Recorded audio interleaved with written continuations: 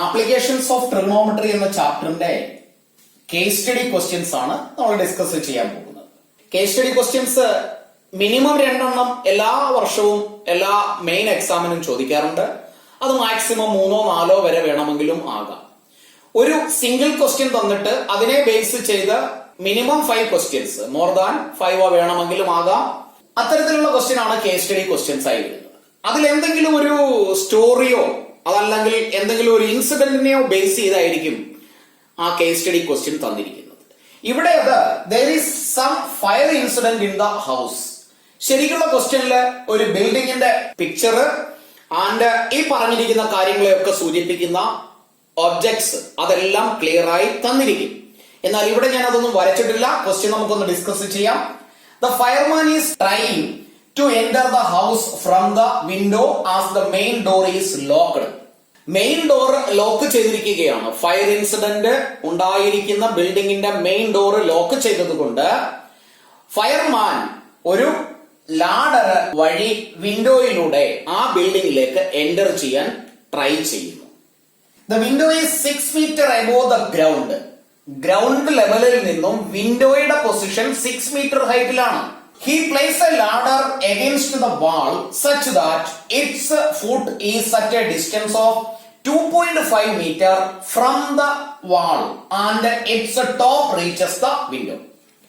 ഇതൊരു ബിൽഡിംഗ് ആണ്. ഈ ബിൽഡിംഗിന്റെ മെയിൻ ഡോർ ലോക്ക് ചെയ്തിരിക്കുന്നു.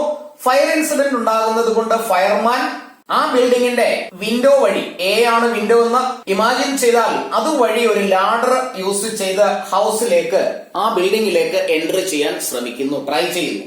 സി എന്ന് പറയുന്നത് ബിൽഡിംഗിന്റെ ബോട്ടം ആണ്, ഗ്രൗണ്ട് ലെവലിലുള്ള ബോട്ടം. സിയിൽ നിന്ന് എ വരെ, ദാറ്റ് മീൻസ് ബോട്ടം ലെവലിൽ നിന്നും ഗ്രൗണ്ട് ലെവലിൽ നിന്നും വിൻഡോ വരെയുള്ള ഹൈറ്റ് 6 meterഉം ലാഡറിന്റെ ബോട്ടം സൈഡ്, ബിൽഡിംഗിന്റെ ബോട്ടം സൈഡിൽ നിന്നുള്ള ഡിസ്റ്റൻസ് 2.5 ആണ് എന്ന് ക്വസ്റ്റ്യനിൽ തന്നിരിക്കും. അപ്പൊ ഈ ഒരു ക്വസ്റ്റ്യൻ ഒറ്റ റീഡിംഗിൽ തന്നെ ഇതിനുള്ളിലുള്ള സ്റ്റോറി എന്താണെന്നും അല്ലെങ്കിൽ ഇതിനുള്ളിലുള്ള ഇൻസിഡന്റ് എന്താണ് അല്ലെങ്കിൽ ഇതിൽ നറേറ്റ് ചെയ്തിരിക്കുന്നത് എന്താണെന്ന് നന്നായി മനസ്സിലാക്കുക. പിന്നീട് 1 by 1 ക്വസ്റ്റ്യനിലേക്ക് പോയാൽ ഫസ്റ്റ് ക്വസ്റ്റ്യൻ ഇതാണ്: here dash be the ladder and dash be the wall with the window. അതായത് ഈ ക്വസ്റ്റ്യനിൽ തന്നിരിക്കുന്നതിൽ ലാഡർ ഏതാണ്? ഇവിടെ ഇതാണ് ladder, that means A B ആണ് ladder. First A B answer വരുന്ന 2 ഓപ്ഷൻസ് ഉണ്ട്. സെക്കൻഡ് ആൻസറിലേക്ക് പോയാൽ and dash be the wall, wall ഏതാണെന്നാണ്. വാൾ ഇവിടെ എ സി ആണ്. അങ്ങനെയാണെങ്കിൽ ഫസ്റ്റ് ഓപ്ഷൻ ലാഡറായ എ ബിയും സെക്കൻഡ് ഓപ്ഷൻ എ സിയും വരുന്ന, എ ബി എ സി വരുന്ന ആൻസർ ഏതാണെന്ന് നോക്കാം. A B A C, that means is the right answer. Second question, we will apply Pythagoras theorem to find the length of the ladder.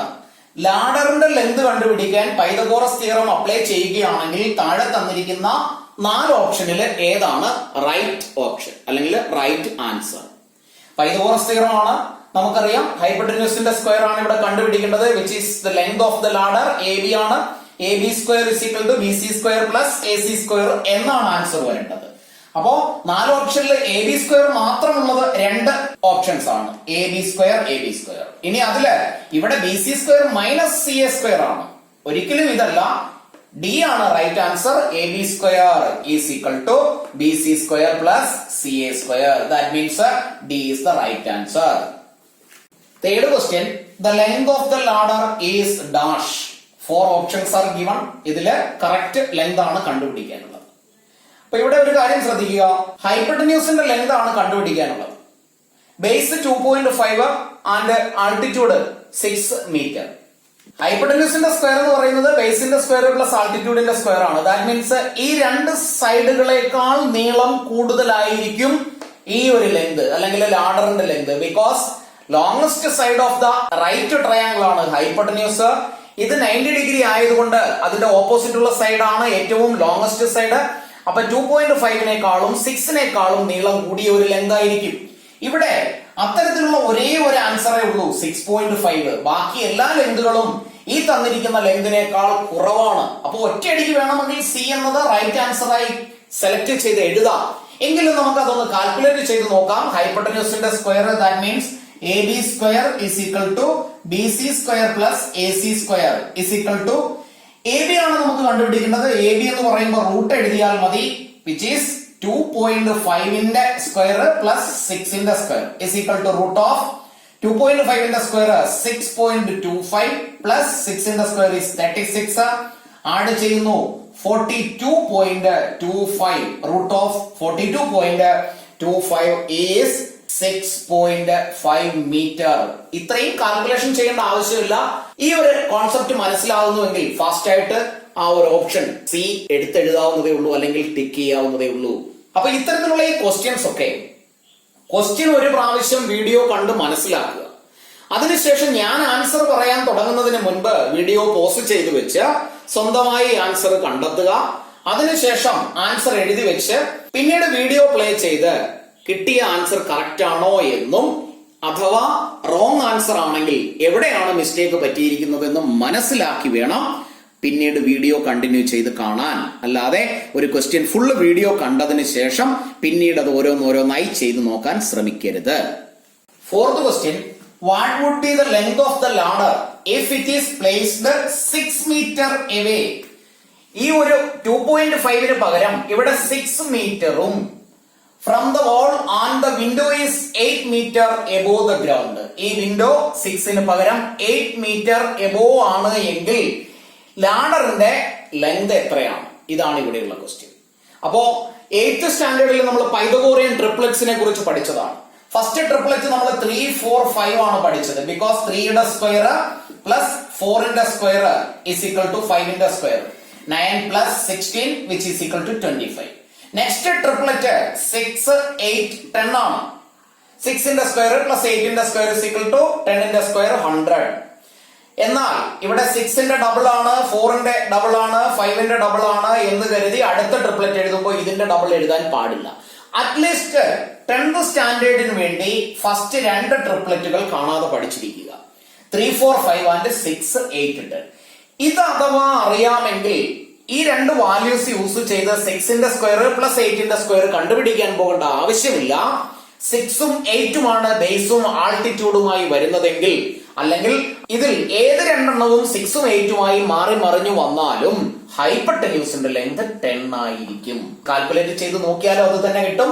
പക്ഷെ ആ triplet അറിയാമെങ്കിൽ fast ആയിട്ട് option B നമുക്ക് tick ചെയ്യാം, അല്ലെങ്കിൽ എടുത്തെഴുതാം.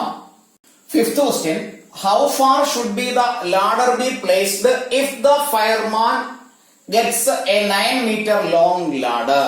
ഇവിടെ ഈ ലാഡറിന്റെ ലെങ്ത് 6.5 പകരം 9 മീറ്റർ ലോങ് ലാഡർ ആണ് കിട്ടുന്നതെങ്കിൽ സിയിൽ നിന്ന് ബി വരെയുള്ള ഡിസ്റ്റൻസ്, അതായത് ഈ ലാഡർ ബിൽഡിംഗിന്റെ ഫുട്ടിൽ നിന്ന് എത്ര ദൂരം മാറി വേണം പ്ലേസ് ചെയ്യാൻ എന്നാണ് ക്വസ്റ്റ്യൻ. അതായത് ഈ ഒരു ഡിസ്റ്റൻസ് എത്രയാണ്? അപ്പോഴും അവിടെ ഫ്ലോറിൽ നിന്ന് അല്ലെങ്കിൽ ബിൽഡിംഗിന്റെ ഫുട്ടിൽ നിന്ന് വിൻഡോയിലേക്കുള്ള ഡിസ്റ്റൻസിന് അല്ലെങ്കിൽ ഹൈറ്റിന് മാറ്റമില്ല, 6 തന്നെയാണ്. അങ്ങനെയാണെങ്കിൽ ഈ ബേസ്, ഈ ട്രയാങ്കിളിന്റെ ബേസ് എത്രയാണെന്നാണ് ക്വസ്റ്റ്യൻ. ബി സിയുടെ ലെങ്ത് ആണ് കണ്ടുപിടിക്കേണ്ടത്. അപ്പൊ ബി സിയുടെ ലെങ്ത് കണ്ടുപിടിക്കണമെങ്കിൽ റൂട്ട് ഓഫ് ഹൈപ്പട്ടന്യൂസിന്റെ square A B square minus altitude A C square which is equal to root of 9 square minus 6 square which is equal to root of 81 minus 36 is equal to root of 45. 45നെ നമുക്ക് root of 9 into 5 എന്ന് എഴുതാം. is equal to 9ന്റെ root 3 ആണ് into root 5 is equal to 3 into 2.23 is equal to multiply ചെയ്യുമ്പോൾ 3 into 3 9, 3 into 2 6.6 is equal to 6.67 ആണ്. ഇവിടെ എല്ലാം approximate value എന്ന് തന്നിട്ടുണ്ട്. ഒരു ഡിജിറ്റ് മാത്രമേ ഉള്ളൂ ഡെസിമൽ പോയിന്റ് കഴിഞ്ഞിട്ട്. അങ്ങനെയാണെങ്കിൽ ഇതിനെ ഡെസിമലിന് കറക്റ്റ് ആക്കി എഴുതിയാൽ 6.7 എന്ന് എഴുതാം. That means A ആണ് റൈറ്റ് ഓപ്ഷൻ. 6.7 metre approximate. അപ്പോ കണ്ടിന്യൂസ് കുറെ ക്വസ്റ്റ്യൻസ് ചെയ്ത് ടൈം മാനേജ്മെന്റും കോൺഫിഡൻസും കൂട്ടിയെടുക്കുക. വളരെ സിമ്പിളായി 3-4 ക്വസ്റ്റ്യൻ കിട്ടുകയാണെങ്കിൽ മിനിമം 20 മാർക്ക് സ്കോർ ചെയ്യാം. ഫാസ്റ്റ് ആയിട്ട് ചെയ്യാം. നമുക്കറിയാവുന്ന കാൽക്കുലേഷൻസ് തന്നെയായിരിക്കും വാല്യൂ ബേസ്ഡ് ക്വസ്റ്റ്യൻസിലും കേസ് സ്റ്റഡി ക്വസ്റ്റ്യൻസിലും ഉണ്ടാവുക. നന്നായി പഠിക്കുക. ഡൗട്ടുള്ളവർ വാട്സപ്പ് നമ്പർ തന്നാൽ ഓൺലൈനായി നിങ്ങൾക്ക് ഡൗട്ട് ക്ലിയർ ചെയ്തു തരാം. സംശയമുള്ളവര് കമന്റ്സ് ആയിട്ട് വേണമെങ്കിലും പോസ്റ്റ് ചെയ്യാം. ക്ലാസ്സുകൾ ഇഷ്ടപ്പെട്ടുവെങ്കിൽ ലൈക്കും ഷെയറും കമന്റും ചെയ്യുക. ഒപ്പം ഒരു ക്ലാസ് പോലും മിസ് ചെയ്യാതിരിക്കാൻ ബെൽ ബട്ടൺ കൂടി ക്ലിക്ക് ചെയ്യുക.